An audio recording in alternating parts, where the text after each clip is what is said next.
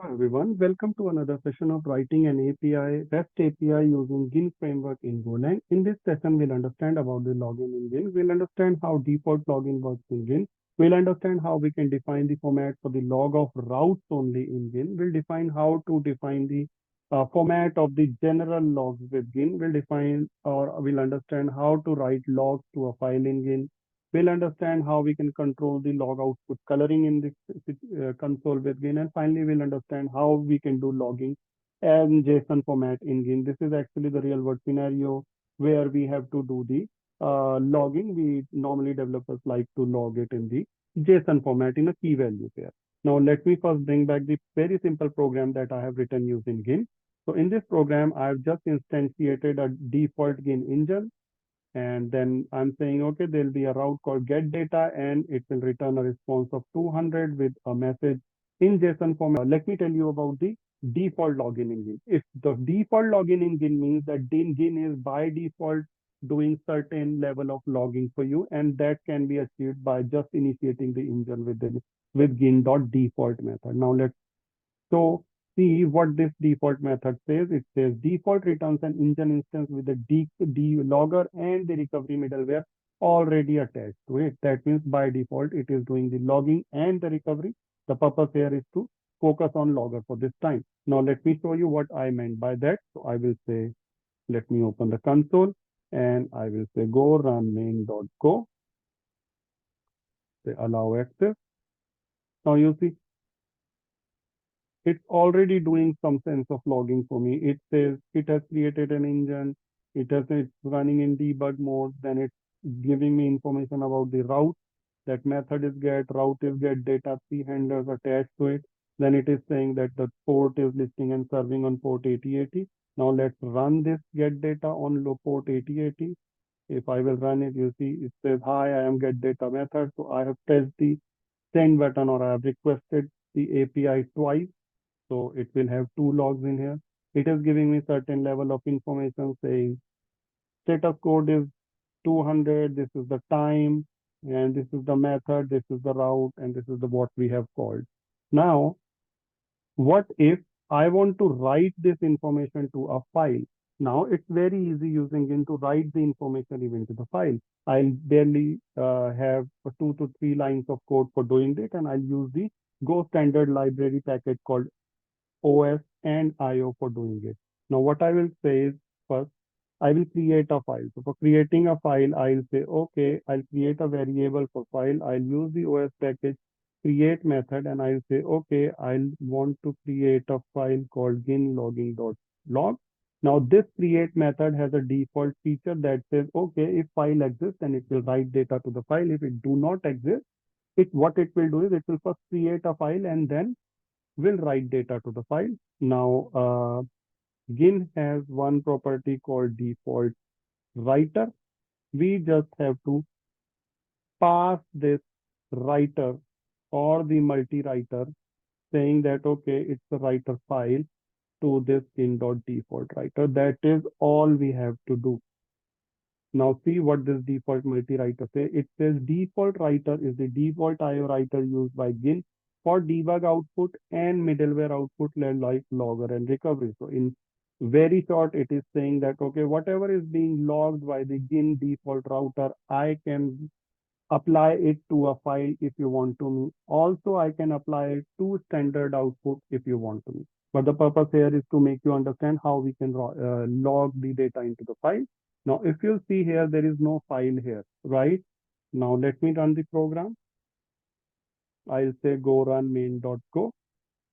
You see, as soon as I have run the program, there is a file called ginlogging.log created. And now the depth of the log is not as it was previously, because previously we were logging the output in the console or the standard output, but now we are not logging in the standard output, rather we are logging in a file. So see, everything is being logged here now. Now let me close this program for you. So this is how you can write your logging to the log file using Gin very easily by just 1 or 2 lines of code. Now, what if I want to log the output to the file as well as to the console? Now, what should be done for that? I don't have to do anything extra. I'll just pass another parameter. I'll say os dot standard output. If I will do this, so now what this default writer will do, it will write the output to the log file as well as to the standard output. Now let me go here and remove everything from the log file for you. And let me run the program to show you what exactly I meant by that. I'll say go run main.go. You see, it has printed every bit of information that it was printing. It was not printing when we were using the file writer, but it has started printing. It is saying, okay, creating an instance in engine, it is giving information about the write, and finally it is saying listening and serving HTTP on port 8080. So every bit of this information will be found in the GIN logging as because it has why? Because we have choose to write the output in the file as well as in the standard output. Now let me close this and close this as well and remove the logging data.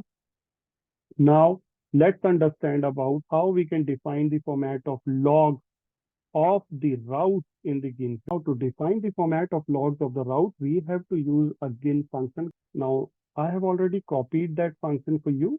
Let me show you this. This is exactly the function. It says debug print route function. And what exactly we are doing is we are just passing the information to this function in an specific formatted way. And in the same format, it will print the output to the standard output. Now I'll say endpoint formatted information is. Now see, if I will not use this, what will happen? And then I will make you understand of if I will use this, what change will be there. Now let me run the program for you. I'll say go run main.go. You see. Now with respect to this route information, it is saying, okay, the method is get, the route is this. Now this sign arrow, then it says, okay, main.get data, and there are 3 handlers attached to it. Okay, so this is how it is showing the information to me currently. Let me copy it and close it. And now let's do one thing. I'll paste it here. Now, when I use this, I am saying first endpoint information is, and rather than the HTTP method, I will say first print the absolute path, then print the HTTP method, then the handler name, and then the count of handlers, right? Now let's see how this format will change in the standard output. I'll say again run main.go. You see, it says endpoint formatted information is route, method, now the handler, and the count of handlers. This is how. So basically, we can play around with the data formatting of specific to route as well with GIN. Now let me close it for you. And just to show you the difference, this is how I have printed it now. Or I should remove this logically. Now, let's understand next thing, that is how we can define the format of the logs in generic with GIN. To explain this, let me create a middleware with the name of logger here. So let me create a package first, and the package name is logger.go. Here I'll say package logger, and I've already copied over the function for you just for saving time. Now, let me tell you what exactly this function is doing. Its function is nothing. It is just returning. The name of the function is format log. It's just returning a formatted string, and we are using fmt.sprintf for this formatting. Now, this log formatter pattern params normally contains, this is an GIN object that contains every bit of information about the request as well as the response. So we are just formatting each and every object of it and passing it on to the GIN default logger so that it can print it to the standard output or to the file or to both, whatever we like. Now let's come to the main.go. So here I have done nothing, but I have used it as a middleware, and I'm saying, okay, with every request, I want to call this format log method, and whatever this format log would return, I will just print it in the log. That is all I want to do. Now, what I have to do with it is, first of all, since I am using the formatted method, either I can use gin.default or I can use gin.new. Let's use gin.new for this time and see how this will behave. And here, what I will say is, I'll say router.use. Now, what I want to use is uh, gin.logger with formatter. And inside this, I will say my package is logger.format log. That is all. Now, using this, what will happen is Gin will start logging my output in the format of what is defined here. And since this is a middleware that has been written in the form of a package, so it will route it. It will do it for each and every route because I have defined it at a application level. Now let's see what this log.formatter says. It says log.formatter instance a logger middleware with the specified log format function. That means whatever will pass to the logger with formatter function in a string format, this function will help the GIN default logger to print everything here. Now let's do it default here because we will be using default function here. Now let me close this window for you. Let me start the instance and see. Okay, so currently the formatter that I am using is for the route. So let's see how this will change. I will say I have made the run method run twice.